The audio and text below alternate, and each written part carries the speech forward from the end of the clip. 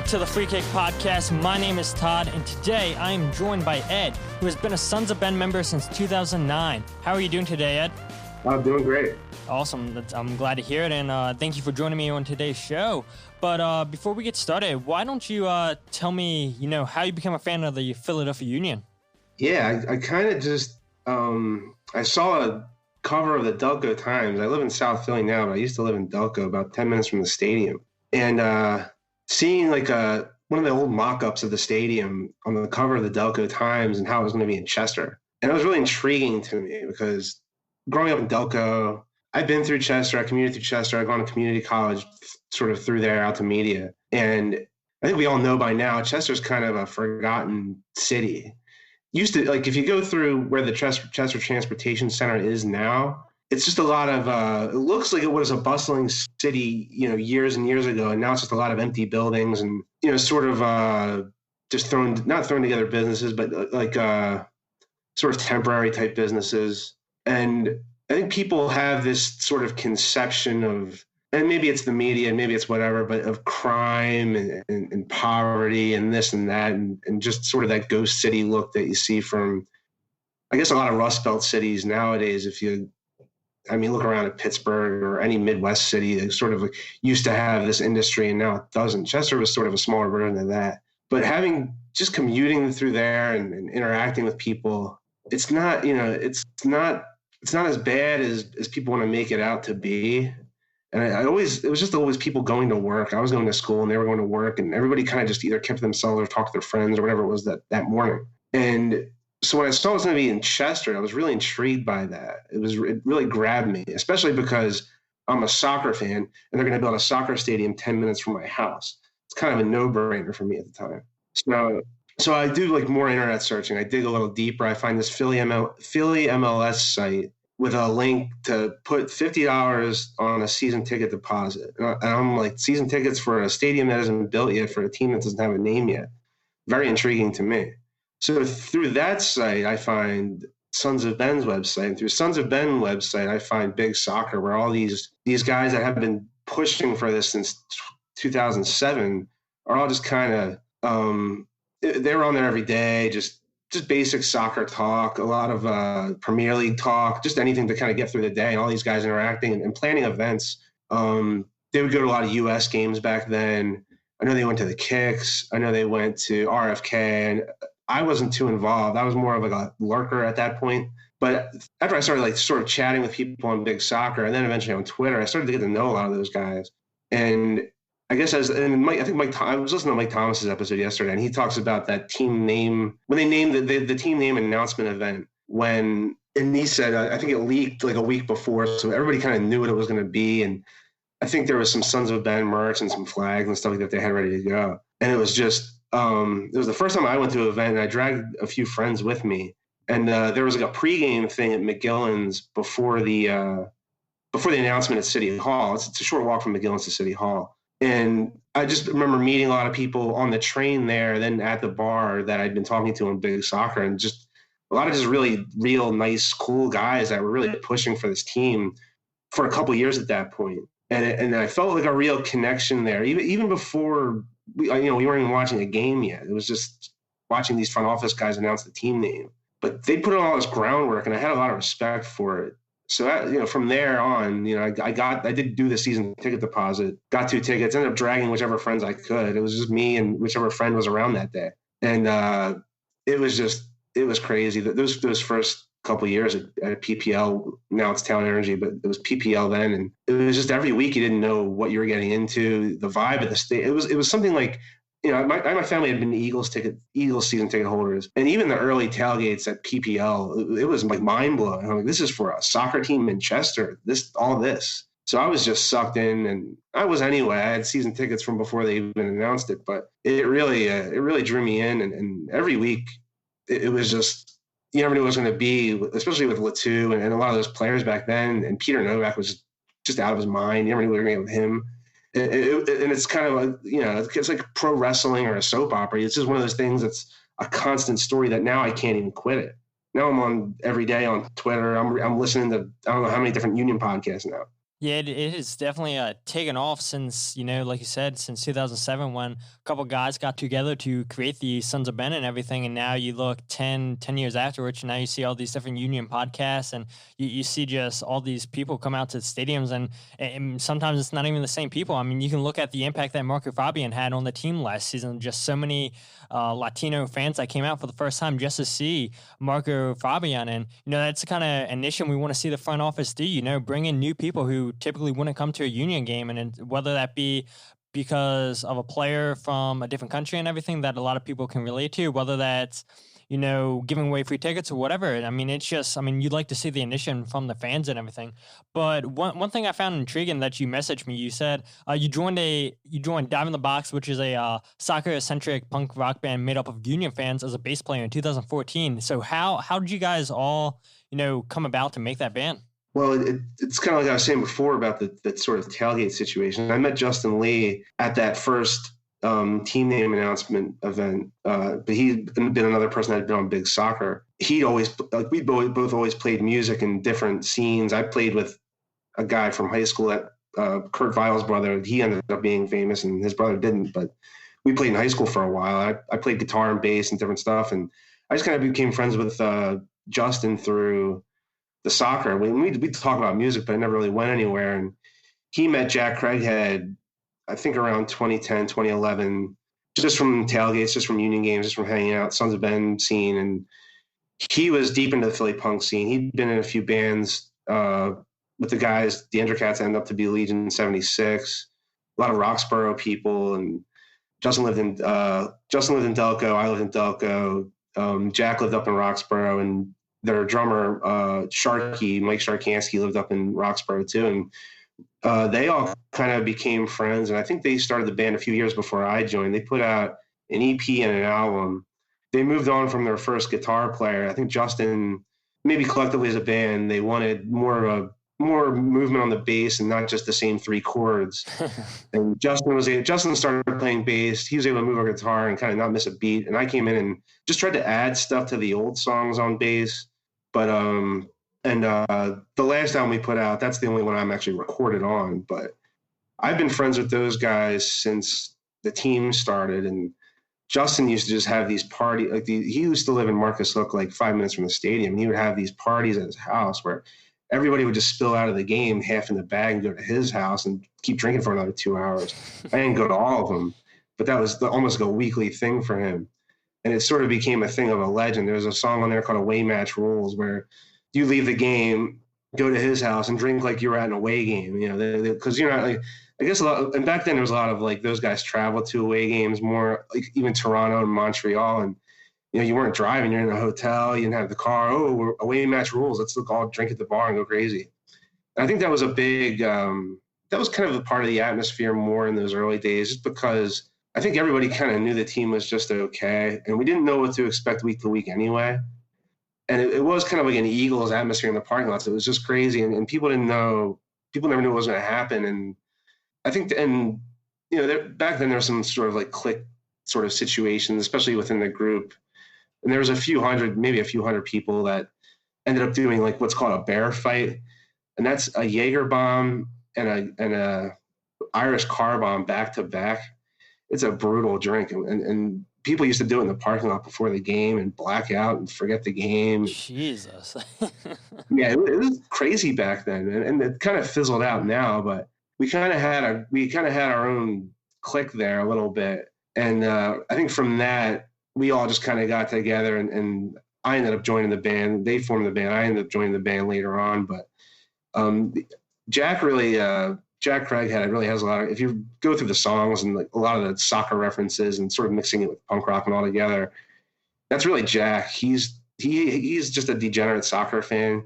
He'll bet on any soccer game. It could be third division England. If it's the only thing on that Saturday, he's probably going to be on his phone checking out the odds for it. And me and him would get together. We would just go deep into soccer conversations like that. Any kind of Premier League. He was a Sunderland fan. I was a Liverpool fan. He's also a Barca fan, and I would just root against Barca and mess with him. So it kind of became like a friendship, and then we kind of got the band together in that sort of way.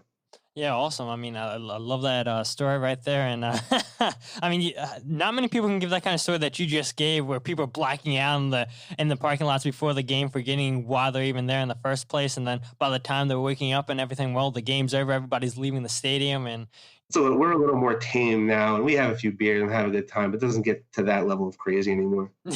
hey, but it's just crazy. Just you can see just how far just everybody's come. You got, like you said. I mean, you became a season ticket member in 2009. Sons of Ben member, sorry, and later down the line, you find people, you start a band and everything. You guys are drinking and just getting wasted in the parking lot, and now you guys, like you said, kind of matured and everything. But I mean, I love that story. That's awesome. And one other thing I want to touch on before we talk about some moments from last season is another thing that you sent to me was you met your wife in 2014 on a Sons of Ben road trip to NYFC and New York Red Bulls. So, I mean, do you think that was luck, fate, or, I mean, how'd that come about? There's a weird situation, and I've talked about this with a few people in the group, especially back then, where you kind of just knew everybody. You recognized a lot of faces. You didn't always remember how or when you met a person, especially with certain things being involved with it. But our friend Michelle always says, like, yeah, I don't remember really meeting you. We just kind of became friends through this. And that's kind of how it was with my wife, Megan. Like, I can't tell you which game we met at, but we really bonded over some of those coach buses trips. Like the one for Red Bull away for the Open Cup game, when the team paid for like 10 buses, because Red Bull just wasn't going to pack it out as a day game. They rescheduled it. And I think it was a smart move by the ownership group, because they saw an opportunity and was like, we can just get a bunch of people onto these buses. We'll pay and just bus a bunch of fans up there. We can take over the atmosphere of that game. And they kind of did. And it went to extra time, and Zach McMath, I think, made a huge save. And it was maybe only the second time we ever went up there. And it was just a crazy day. And then I don't know if it was before or after the NYC away game, but it was the first game at Yankee Stadium, which now it's just a nightmare playing there. But before that, we didn't really know. Like, we didn't really know what we were getting into. I just remember we took, there's another coach bus thing, but we all bought in for it, and it probably wasn't as many buses as the Red Bull game. And we all went to a bar, a short walk from Yankee Stadium. You walk into Yankee Stadium, and especially the new one, it's like walking into a baseball museum. It's pretty breathtaking. And it's definitely weird. It's a weird place to play MLS soccer. It looks cool. The concourses are cool. They have a lot of good concessions, but they had a big learning curve still. They didn't know really what they were doing. We had pretty good seats, relatively speaking. We're in the lower level, but the whole game, we had this security detail on us, and down to the point where you couldn't gesture or say a curse word without security threatening to throw you out. It was pretty crazy.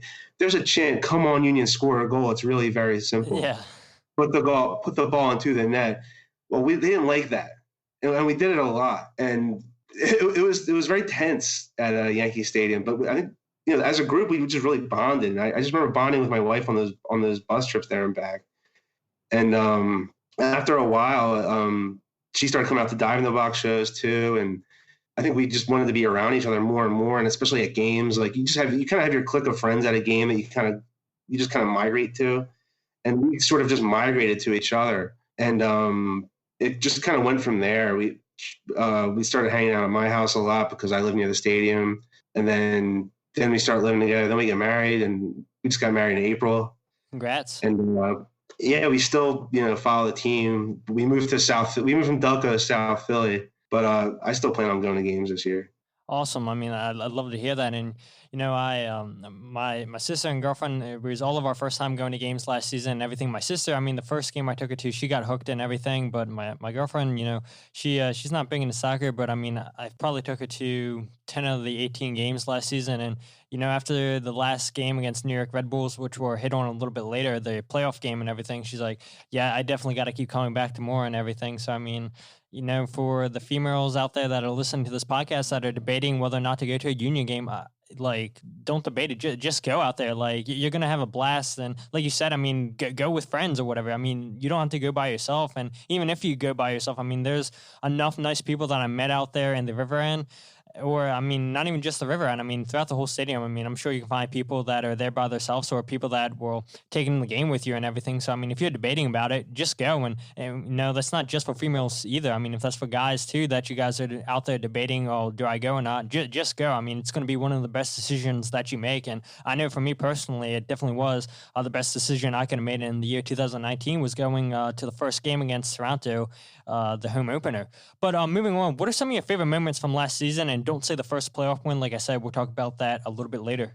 Mine was actually, it's a unique one because we did my bachelor party around it. The Columbus game, I think it was like maybe the third or fourth game of the year, maybe the second or third home game. And I didn't know the whole story with David Accam, and his dad had just passed away, but he just went out and took over the game. And I had brought part of my bachelor party, one of my friends, his father-in-law does like a massive Eagles tailgate with an RV.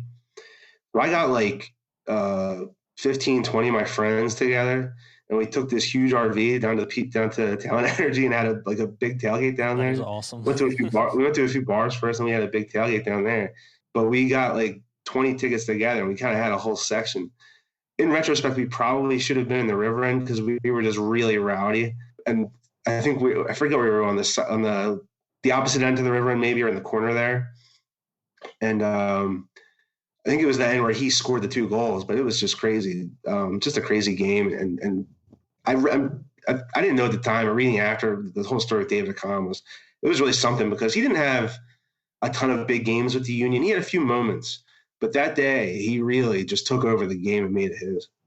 Yeah, absolutely. I agree. And, I thought that was going to be the turning point in David Accam's Union career because, we paid a record fee for him the year prior to Chicago Fire for $1.2 million. And like you said, once we got him in 2018, he didn't have a great year. And then that Columbus game, he really had a really good game. And then you go and look at the New England Revolution's game. He scored, I believe, at least 1 goal in that game. You're like, okay, it seems like this guy's just in the right place at the right time. And then soon enough, here comes the news that we traded David Accam to Columbus, who then gets traded to Nashville. And so, I mean, it's unfortunate that it didn't work out for David Accam because you can see the talents there and everything. But I love that story there because that's a night that it was the David Accam show. And you're absolutely right. I mean, you couldn't have picked a better game to go to than that. What about a game 2 for you?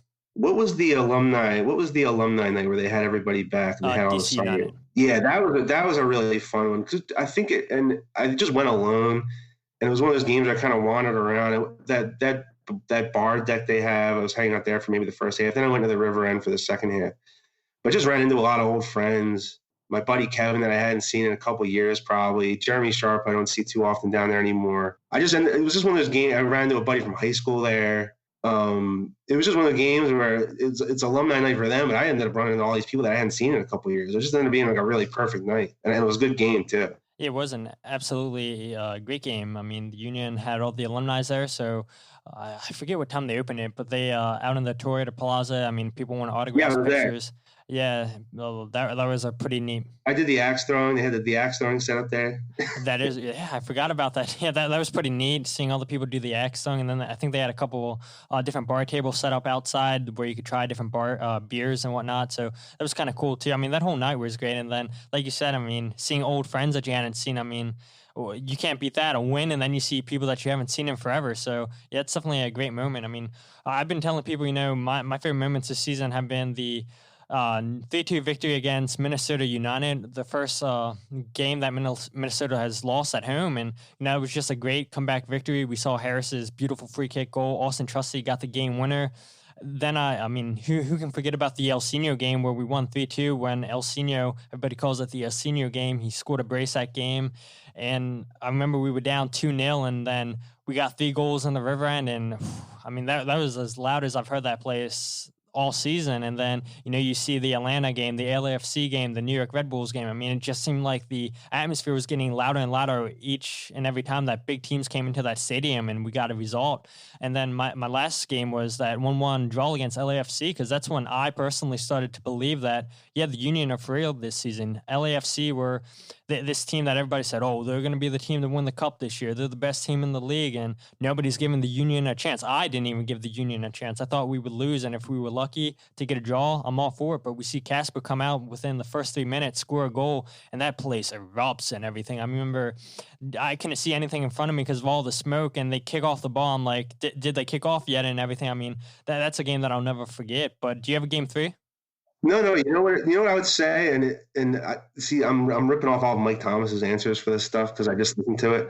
But the home opener, even though they lost, I ended up this is the first year I didn't have season tickets. I just kind of bought StubHub tickets to random games I went to. But I ended up getting like really good, like the sideline near the river end tickets. I ended up hanging with my buddy Tim, my buddy Danny Bauer, and just had like good seats. It was just good to get back down there. Weather was pretty good considering some of those first games of the year were just brutal with freezing rain and all that. Pretty good weather game. We had good seats. They looked good. Fabian looked good. I mean, they didn't get the win. The refs were all over. The refs were all about Bradley. I just remember Bradley just getting every call. He was able to hack all our guys, not getting any calls. If you touched Bradley, it was a yellow card on the Union. So we kind of were like, the refs kind of messed with us there. But you felt good after that game. I think we have something here. Yeah, I agree with you 100%. I mean, we saw Marco Fabian make his debut. He scored a penalty kick, and even though we lost and everything, I mean, me personally, even though we lost, that's a game that really started it off for me. I was like, yeah, I got to come back. I got to get more and everything because I sat in 117, which is across from the river end, and I thought, my first time going to professional soccer game in America, and people were like, "Oh, sit down," because I thought you were supposed to stand up the whole time. They're like, "Oh, you got to sit down if you want to stand up." Yeah, not there. So like, you can only stand up during corner kicks, and I'm like, okay, that's fine and everything. But I was like, you know what? After this game, we got to test out the river end and everything, and that's where I've been ever since. And now I have season tickets to sit in the river end, and I can't wait for next season. But the next topic that I want to bring up is what players do you think are going to be back next season? I mean, we know Jamiro Monteiro is out of contract. We know Ilsinho is out of contract. We won't go over Jamiro Monteiro yet, but do you see Ilsinho coming back next season? I mean, I love him. For me, it's a no-brainer. You have to bring him back. I don't know how those talks are. I don't know much about his agent. I don't know if he's asking for a big deal. But if they can get him for a similar contract to what he was on, whatever he was making last year, I think you have to keep him just because he's a weapon. Teams are starting to get film on him. They're starting to figure out, if we can send a couple extra guys to the right when he's making these moves, maybe we'll stop him. But if you look at the clips, even when he'll make a move with two guys in front of him, and the two guys will crash into each other. He just has that X factor where he can make something happen. And they don't have a whole lot of guys with that kind of like the technical feat and technical ability to fake guys out like that.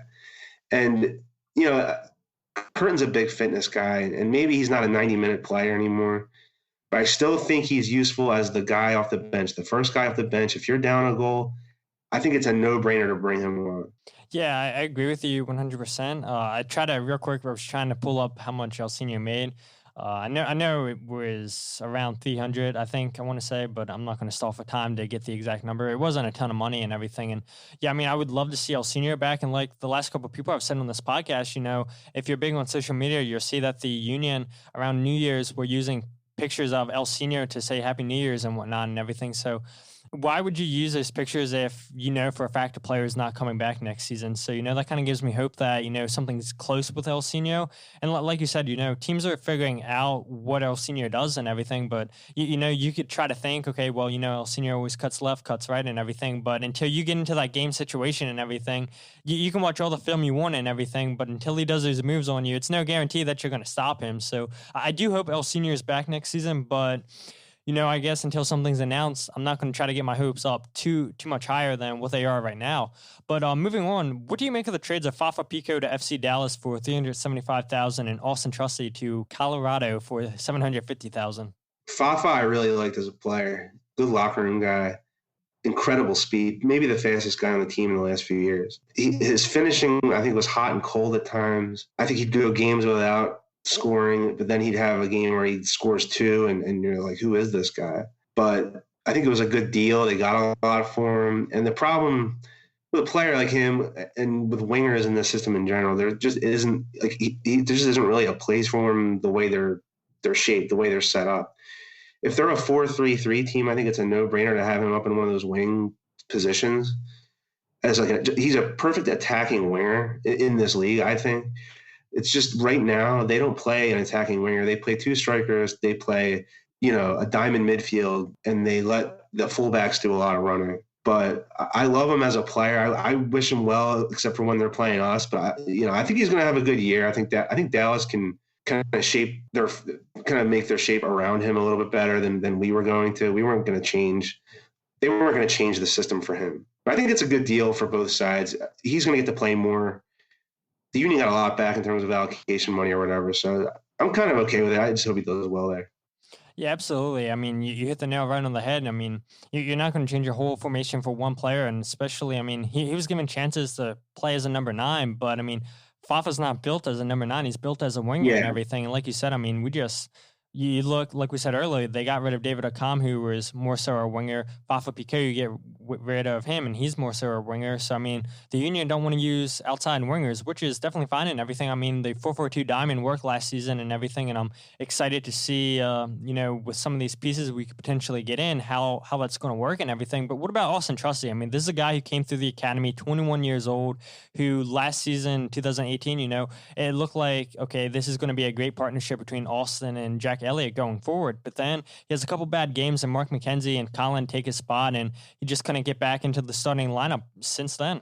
Yeah, I think there's more to that story. I think there might be a beef between him and Curtin, or maybe between him and the GM. But you know what? I think he's a good player. I think he has a bright future in the league, or in any league, really. I think he's a good center back. I think he's fast. He's really athletic. He has good instincts in the air. He has a few own goals, maybe a couple moments that he would like back. But when you look at the Union and the way it's set up, Jack Elliott's not going to come off the field. Mark McKenzie's pushing to get that next spot, and he got it, And it came down. I think it came down to those two players. I think it came down to, are we going to play this guy or this guy? And if we're not going to play one of them, I think we should move the other, just to be fair, just to let the guy play. But it's like you said, Trusty's a homegrown guy. He's a local Delco guy. You hate to – this team's so built, and at least what they preach, it's so built on these homegrown players. And if you do sell them, you kind of want to sell them in Europe, or at least maybe out of the league. You didn't really want to sell Trusty within the league. But it's almost like Fafa, where he's going to go somewhere and he's going to get to play every week. Where personally, if I'm Curtin, I'm playing McKenzie and Elliott until one of them gets hurt. I'm playing those two guys. And if one of them gets hurt, then you have Collin there to step in. But Trusty, he doesn't need to be a third center back. He should probably start somewhere. So, it's a move I'm okay with. I know he's not okay with it. He wants to be here. And I think we all wanted him here. But it just doesn't – it's sports. It doesn't always work out the way we want it to perfectly. And I think he's going to get a chance to show himself. And I think when he does, then he might go on to an even bigger league or a bigger team or a bigger situation. I still think he has a lot of potential there. Yeah, absolutely. And that's the thing that was intriguing to me about that whole deal with Colorado was, we got $725,000 for him, and then we got a 30% sell-on clause if Colorado sells him out of the league to a European team. And, Auston, he's so young and everything, he has the potential to play in Europe, If he can correct some of the mistakes he made last season, I don't see why he couldn't bounce back, have a great 2020 season, and then get sold off after a year being in Colorado. I mean, like you said, I think there is more to the story than what the team puts out or what we know and everything, but we'll never get that unless the player or somebody in the organization comes out and says, and that's fine too and everything. It's just in the past and everything, we wish Auston Trusty the best of luck out in Colorado and the rest of his future. But a player you just brought up is with the Union, they re-signed Aurelien Collin to a 1-year deal. What are your thoughts on this deal? He's a guy that when we played against him, I just hated him. He just seemed like a dirty player. He would cheap shot our guys.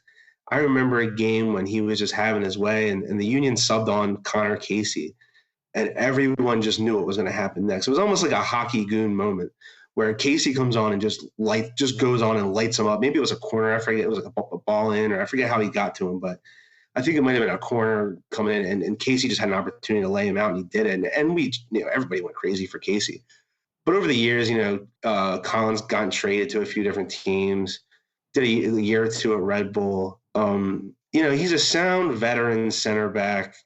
He's played in the league for a long time. I think I can get over playing style, and I think a lot of that stuff, that goon stuff, I don't think he does it as much anymore. I think he's worked a lot of that out. I think he's a more technical player now because he has to be. He's an older guy. he has to play smarter. And I think he does. He had some moments last year that weren't great, but I think he had a lot of good stretches of time where he had to fill in and, had pretty good 90-minute games. You don't want to rely on him. I'd rather have Mackenzie or Elliott out there. But I love him. I think he's a good locker room guy. He's a good veteran to have with two young center backs. And he's a good. He's not super expensive. And I think he's exactly worth what they're paying him. I think he's worth to keep around. So, yeah, I didn't love Collin, but at this point in, going into 2020, I actually like that. I like him. I'm glad they brought him back, and I think it's a smart move. Yeah, I agree. And the next signing that the Union made was Jose Andres Martinez, a.k.a. El Brujo, the Wizard, the Sorcerer, his nickname. And I think Collin can help that guy out tremendously, get adjusted to a new league. They can both speak Spanish and everything. And I know a lot of people argue, they say, oh, then just pay Collin as a translator, as a coach and everything. Don't play him as a player. But I still think he has something to offer as a player, because when we take the U.S. Open Cup serious, I do think the Union are going to take the U.S. Open Cup serious this season. We're going to see Collin playing every single game. And if we're going to make a run in the U.S. Open Cup, we're going to be seeing a lot more Collin than we did last season. And knock on wood, hopefully Elliott or Mackenzie don't get hurt this season, so we don't have to see him more than 5 to 7 times. But I think Collin can do the job. And just what are your thoughts on the El Brujo signing? The Union paid a transfer fee of $325,000 to Zulaya, his club in Venezuela. El Brujo has signed a 2-year deal with a 3rd-year option. See, I don't know much about the player, but I like the fact that they're in South America. They're looking for these guys, and they're willing to pay a transfer fee, which is something they really, really stayed away from for a long time. But now it's kind of the nature of the beast in this league. To hang in there, you're going to have to pay a little bit for some of these guys. They don't love transfer fees. They'll pay the contract, but here you have to kind of deal with it. And I haven't watched the YouTube videos, but I'm sure if they're in South America watching this guy, it means they're doing their due diligence. And that's a good sign to me. He's one of these guys that I'll watch, they do the YouTube stream for the preseason games, and he's going to be a guy I'm going to be staring at the whole game. I'm going to watch this YouTube stream. The results don't really matter in those games. They're going to shuffle the lineups. But this is a guy I'm really going to want to focus on and watch and see what he can bring to the table.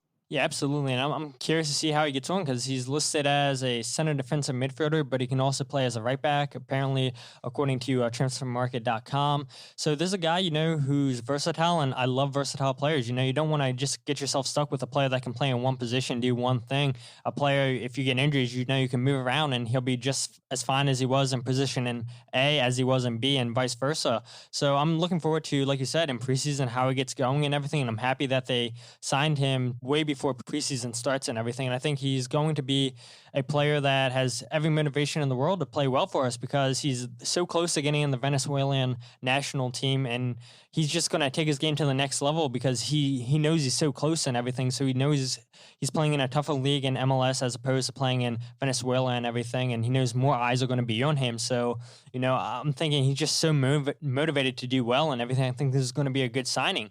And then we just heard the news this week that Corey Burke, he got his visa issues worked out. He'll be with the Union at the start of preseason. Are you happy to have Corey Burke back?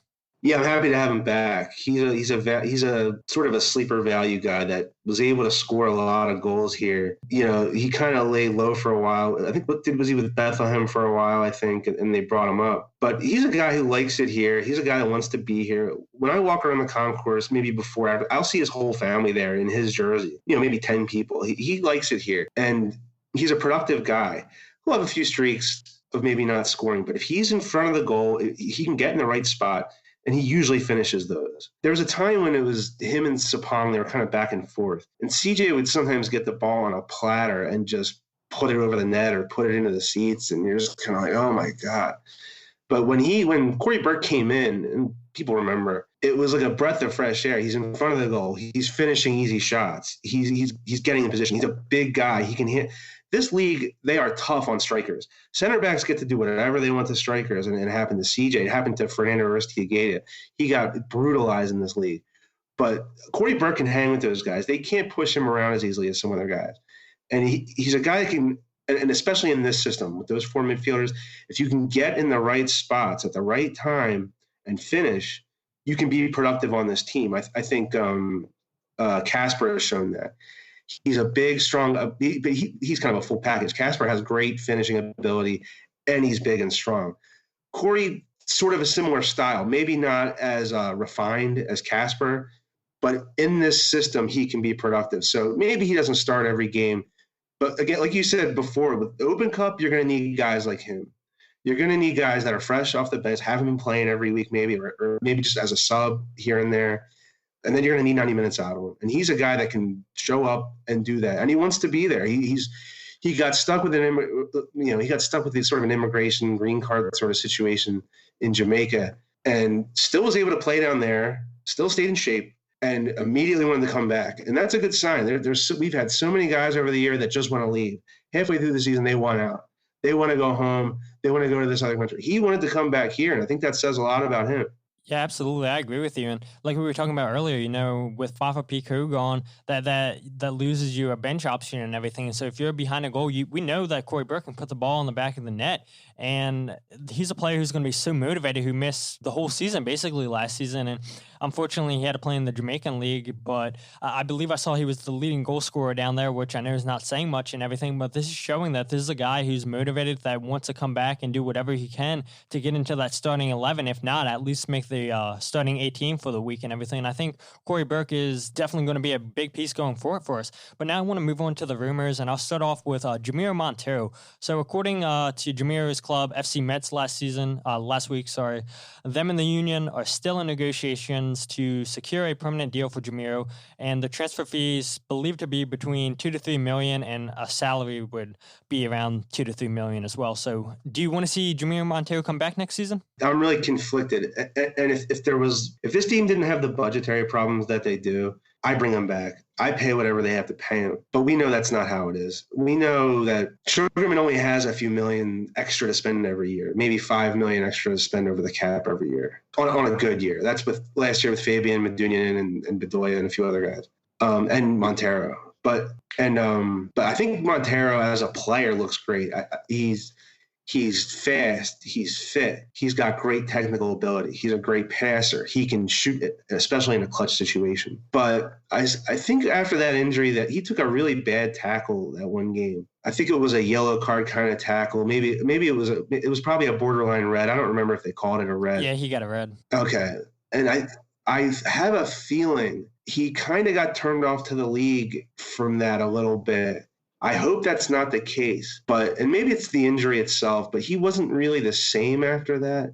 He eventually got fit. He eventually was productive again, but that was a tough injury. But I think with a full offseason with the team, if he's with the team and we don't really know, I mean, he could be a star for this team. And I think he's worth it. I think he's worth paying for. That said, I don't know what irons they have in the fire. If there's another guy that's, that can be more productive than him, that they have their eye on, that they're talking to, and they pay less of a transfer fee for the same salary, then I might, if it's a similar position and if it's a known quantity, it has to be somebody that you're not taking a chance on. You have to know, because we know what we have with Monteiro, and he's very good. So I'm all about keeping him if he wants to be here and it's in the budget. But there's just so many question marks right now with that. Yeah, absolutely. I agree with you. I mean, I've been saying all along that I think he's a player who has aspirations to still play in Europe. He's a player who's 25 years old and everything. And, he wasn't finding his way at FC Metz and everything. It didn't work out. So he came over to MLS and kind of resurrected his career and everything and found the love in playing soccer again. And now I think he's going to want to test himself over in Europe again. But, for some players, money talks. And I would love to see Jamiro be back, but I wouldn't want to see him be back just because he's getting paid big money to come here.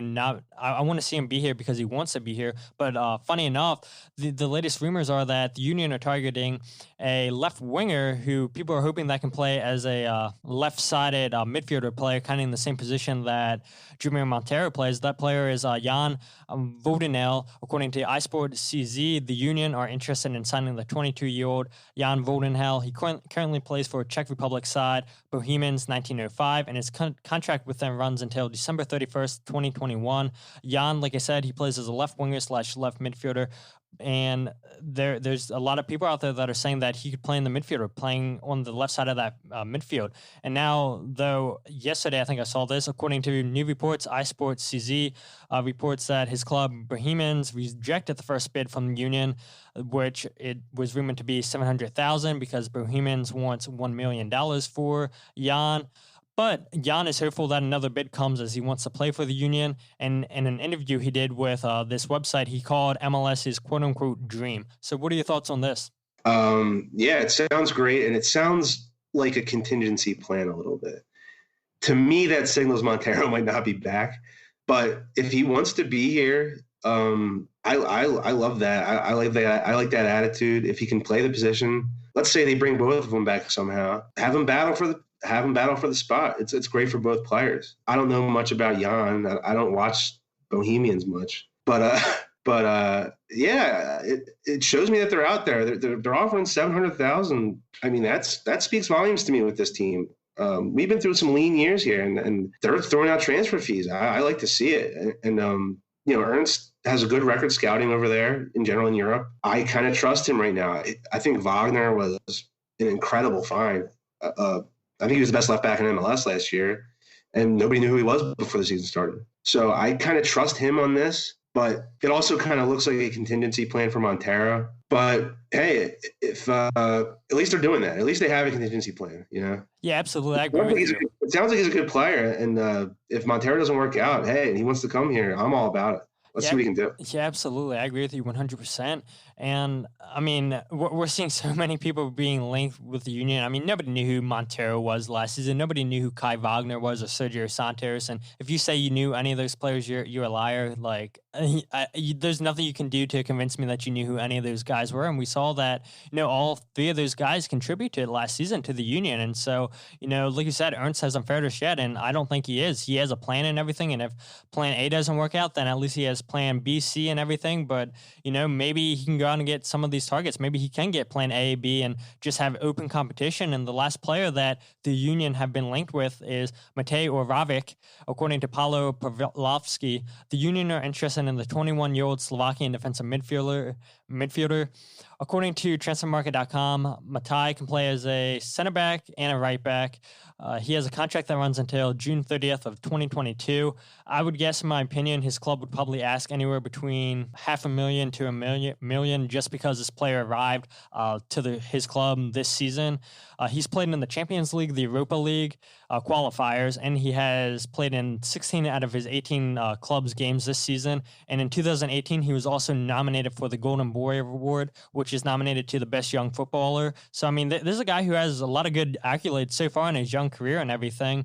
And like you said earlier, I mean, maybe these are just plans just in case they don't bring back Monteiro and everything. But maybe somehow they can get all three of these players. And like I said, if you can have bench depth, have people fight for the spot, we see it all the time with other teams and everything. They're being proactive. They're buying multiple players in multiple positions of the same, and they're just having open competition. That's what makes your team better. So if they can get in this guy, I'd be really happy. I mean, any of these guys, I'd love to see just anybody the Union are linked with. If Ernst thinks that they're a good player, I would love to see them with the team. I'm definitely interested, and it just signals that they're out there working. But I could be wrong. But was this the guy that was at the Eagles game? They spotted a guy at the Eagles game. Yeah, this is the guy. There's a guy at the Eagles game. I think we can be a little bit confident about this one. I think he might be in, and they need guys there. They need defensive mids. They need center backs. Well, not really starting center backs, but they need, if they're going to play. If they're going to play that diamond, they're going to need a D mid there. If they're going to play 4-2-3-1, they're going to need two guys there, and they do switch to that. So I think they're doing their due diligence and just bringing guys in. They traded some guys away, and now they need guys back in the team, and they're going to go look for these guys. And if they have international spots, I haven't checked the status of all the international spots, but hey, if Ernst is going to find these guys and we have the spots for him, I'm all for it. And it sounds like this guy's here. So I'm just looking forward to seeing him play. Yeah, absolutely. I mean, why else would a Slovakian soccer player come to a Philadelphia Eagles game? I think that was the Cowboys game he was spotted at. He posted a picture of and everything. So it's like, yeah, why would you come and spend the holidays in America, and especially in Philadelphia and everything? So, I mean, that definitely tells me that he's close. And then I also saw, I retweeted this on Twitter. Somebody asked him a question, said, see you next season. And he liked the comment and everything. So, I mean, if that's basically the player confirming that he's coming here. So hopefully we get some news that the deal's done and everything, and hopefully Ernst has some more moves up his sleeve. But you said earlier you're a Liverpool fan, and I said in earlier episodes that my player that I really, really want to see the Union sign is Adam Lallana. He's a player that plays for Liverpool who's out of contract at the end of the season. I know Jurgen Klopp says he would love to have Lallana back, but I think, Lallana could still go be a starter. And I think, he probably could be a starter for a mid-table club over in England and everything. But I don't know if the Union overpaid a little bit for Lallana. I would love to see Lallana here. Would you be up for that, to see Adam Lallana here?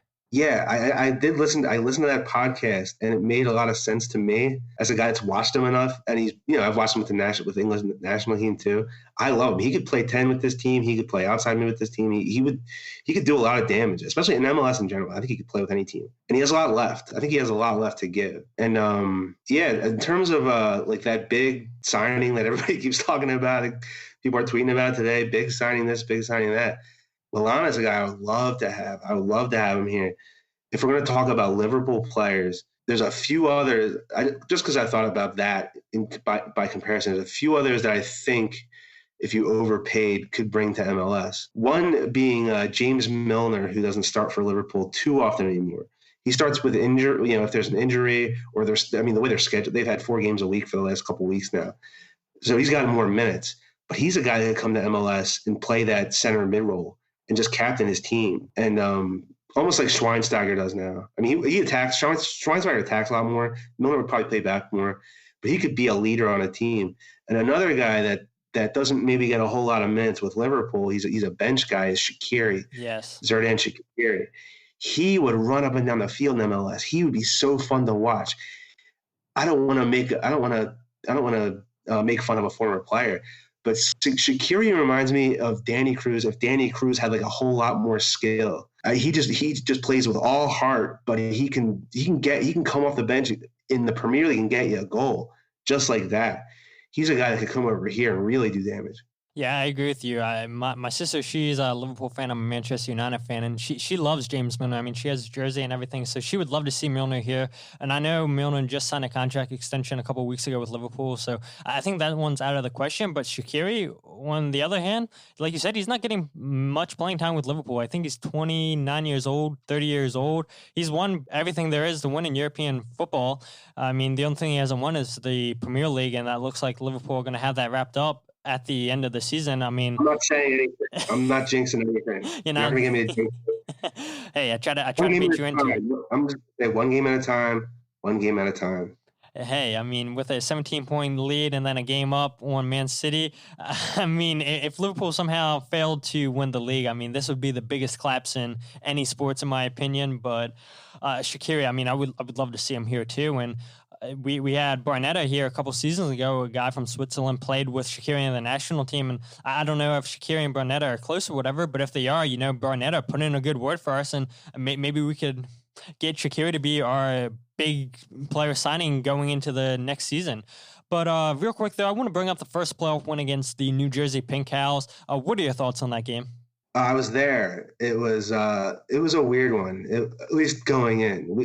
It was my second time going to the Larimer before a game. I didn't really tailgate, but the new brewery in Chester, right near the stadium, free plug for the Larimer here. Great beer. They're still getting up and running. I think they had 2 or 3 of their own beers, but they had a bunch of guest beers there.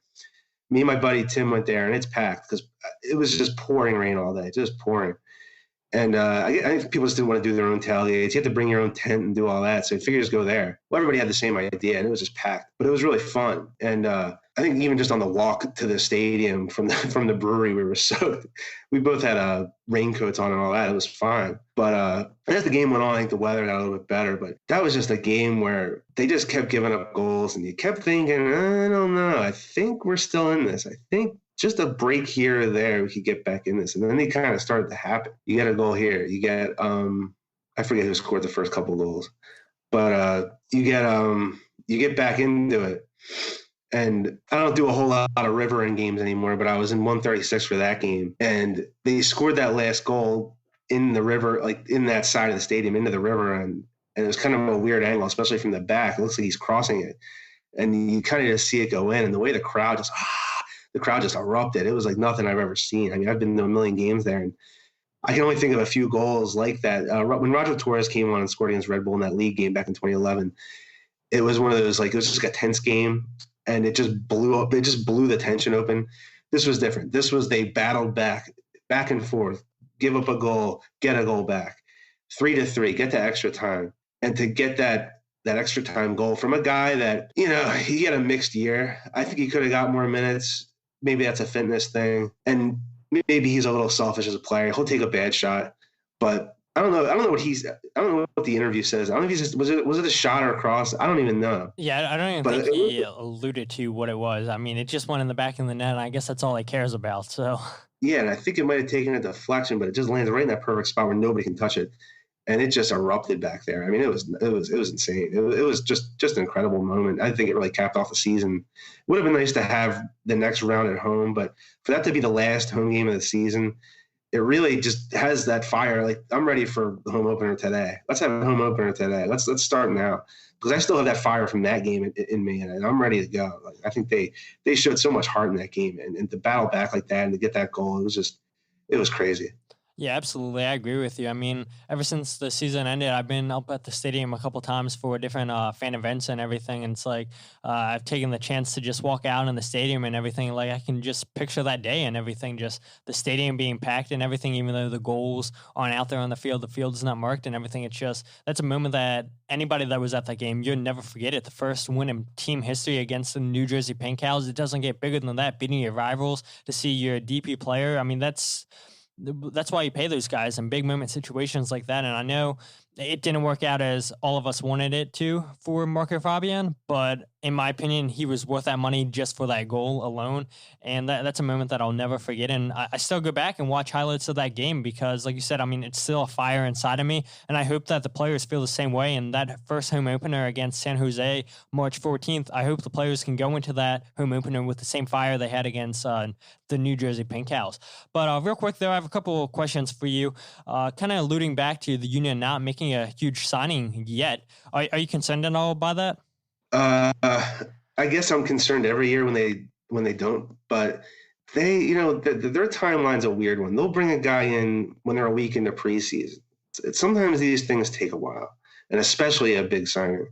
So I'm not at the point where I'm setting alarms off or anything. The stuff we were just talking about, some of these rumored players and deals that look like they're almost done, it shows me that they're working and then they're hustling. So I'm going to reserve I'll reserve until at least we're maybe a week into preseason. Then I'll start setting the alarms off. Hey, if we're going to bring in a guy, I want him to play the whole preseason with this group so he's ready. I don't want to throw him out there week one and he doesn't know anybody. I'd like the guy to be able to gel. You know, Jay Sugarman says, I'd rather have 5 $1 million signings than 5. I hope we get those other 2 or 3 $1 million signings in time for the preseason, just so they can gel with the team. They've had some slow starts over the years. And I hope that they can get most of the nucleus in there before most of training camp and just be able to gel and come out week one with a plan, with a focus, with a cohesion, and just be able, especially the home opener. The crowd's going to be nuts, and if they're gelling and it's a good crowd, they can play with a lot of confidence at home. They've had some bad years, but at home they can play with a lot of confidence. And I think if they get the chance to gel in the preseason, no matter who these guys are, with that crowd at home, I think they can really, really scare some teams. Yeah, I agree with you 100%. Well, I have 2 more questions for you, Ed. The next question is, like we talked about at the beginning of the episode, if somebody's debating going out to a Union game next season, what would you personally say to them to get them to come on out? I'm a 4-for-4 guy, as they say, or now it's a 5-for-5 guy. I've been to every sporting event. I've been to playoff games. I've been to the Phillies. I've been to the Eagles. I've been to the Flyers. I've been to the Sixers. There's nothing like a Union game. Now, there's a good half of the fan base that would rather move the team to South Philly. And guess what? I live in South Philly. It's all we have. If you're going to complain about Chester, we have a lot of the same problems here too. Maybe it's not convenient to get to from public transportation, but I mean, I can do it. You can take the train, take a lift. It's pretty easy to do that. Get a group together. Put in $5 for the lift or a cab. Just get there, because that campus, that view, everything, and the tailgate scene, there's so much there that they couldn't have in South Philly. They have a practice field, the training center. And just the fan atmosphere in the tailgate, just walking through, if you park all the way in the back and walk all the way to the stadium, you'll see grills going. You see a lot of people hanging outside the cars making drinks. Everybody's getting hyped. Everybody's wearing jerseys. Even if they say Bimbo on them, they're still wearing the jerseys. But the atmosphere is unbelievable. I'm a huge Eagles fan, and I still think the Eagles have an incredible atmosphere. But I wouldn't call it a family-friendly atmosphere. I would call it get your guy friends together and go drink and watch the Eagles game. Or some people have season tickets and there's a long tradition and all that. They don't have the long tradition here. You can make your own traditions here. This is a new thing. This is unique. The Phillies are 100 years old. The Flyers have been around since the 60s. The Sixers have been around forever. The Eagles have been around since the 30s. We can do our own thing here. We can make it unique. And they have a lot of land there to work with. And there's more projects in the works.